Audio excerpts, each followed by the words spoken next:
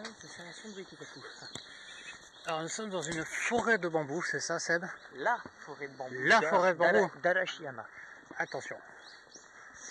Oui, c'est un lieu, quand vous pouvez les voir en face, relativement bien visité. Connu pour sa tranquillité et sa beauté saisissante. Alors encore une fois, mon côté antisocial aurait préféré voir beaucoup moins de monde sur la route et surtout ne pas avoir de route, ce qui est tout à fait. Mais bon, je ne fais pas mon difficile, j'observe l'endroit avec beaucoup d'appétit et d'admiration. J'aime ces endroits.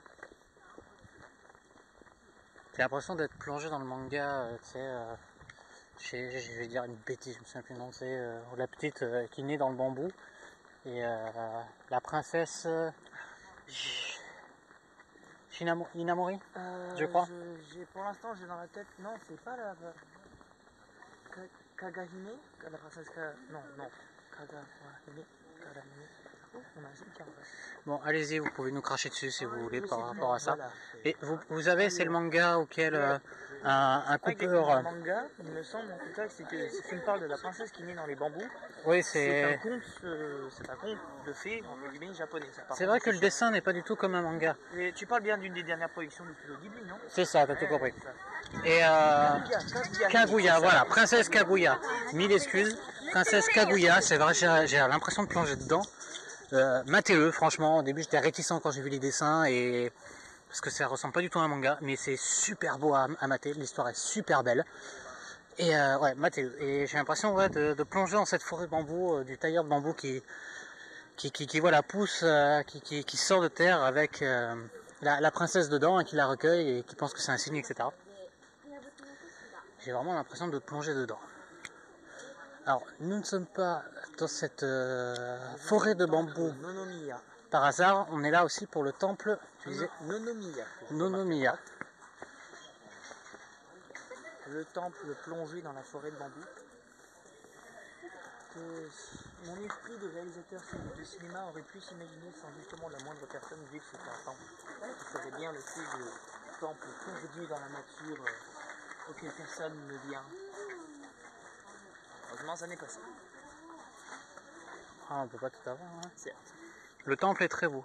Ça change parce que tu appelles ça un temple, et c'est tout petit comparé aux 2-3 autres temples qu'on a visités. On dirait plus un sanctuaire ou un mausolée qu'un temple. Appelle ça un peu comme tu veux, ça porte le même nom et on le traduit par temple. D'accord. Mais effectivement... T'es pas obligé d'être aussi méchant. Appelle ça comme tu veux. Traduis-le comme tu veux. Alors, qu'est-ce que c'est que ça? Pourquoi, c'est quoi tout ça? May we continue to live a happy and peaceful life together with our loved ones. Ce sont des vœux. Ce sont des vœux adressés au Kami-sama, j'imagine à l'un des Bouddhas. Pardonnez ma culture bouddhiste très limitée. Si par hasard il y a des gens qui se connaissent véritablement en culture bouddhiste, n'hésitent surtout pas à se manifester.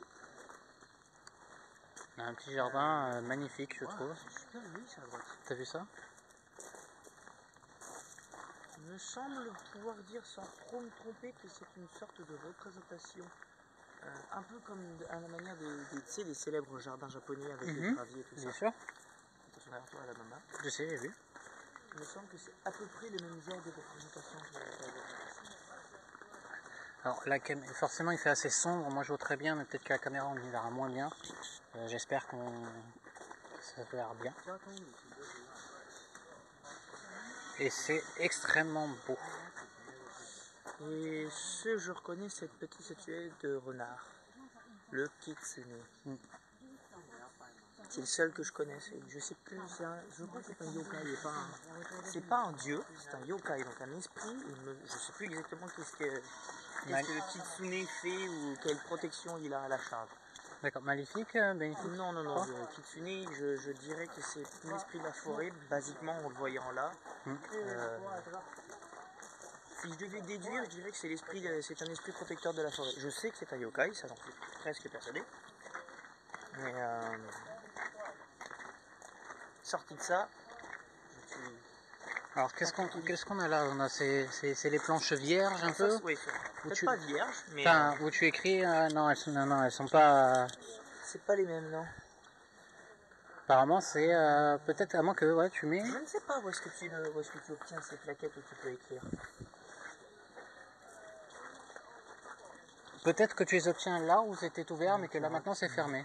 Sérieux? Ouais, non, il me semble que c'est à peu près la même chose. Si tu viens et tu poses tes vœux.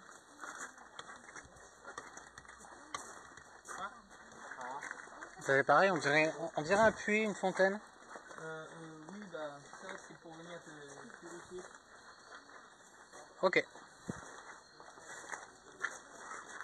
C'est un vœu, ce sont aussi des vœux. Ce sont aussi des vœux. Là on a marqué, je souhaiterais pouvoir rencontrer ce nom, je ne sais pas bien traduit. Du groupe One Ok Rock, que beaucoup d'entre vous doivent connaître. C'est le vœu d'une... Je dis d'une par défaut parce que j'ai bien la sensation que c'est une groupie qui a marqué ça, mais je m'avance sûrement.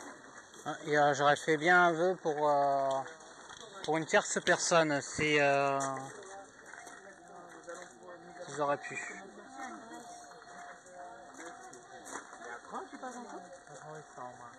C'est le bruit d'un passage à niveau. C'était le temple.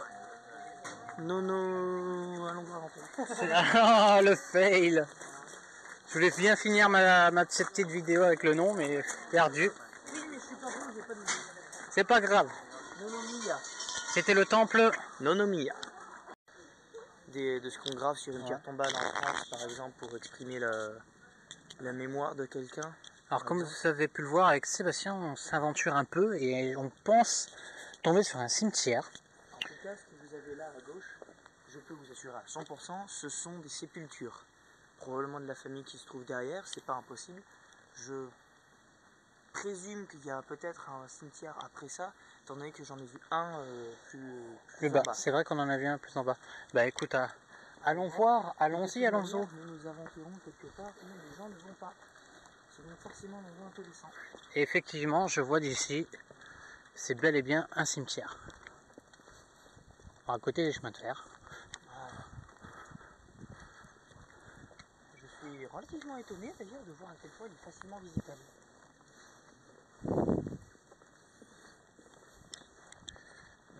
Là, vous avez donc un cimetière bouddhiste. Alors attends, je vais demander quand même la permission de pouvoir filmer en tout respect.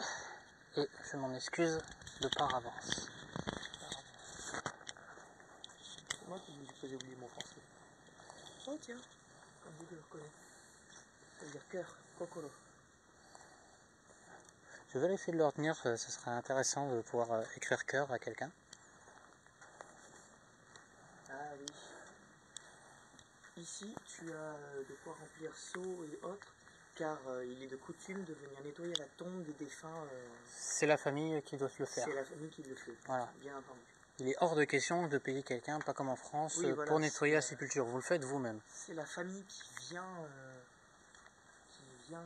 sur les tombes, nettoyer les tombes, remplacer les fleurs, allumer les bougies éventuellement. J'aimerais par respect ne pas trop m'aventurer en plein milieu. On fait vraiment on suit le chemin principal, histoire de vous montrer.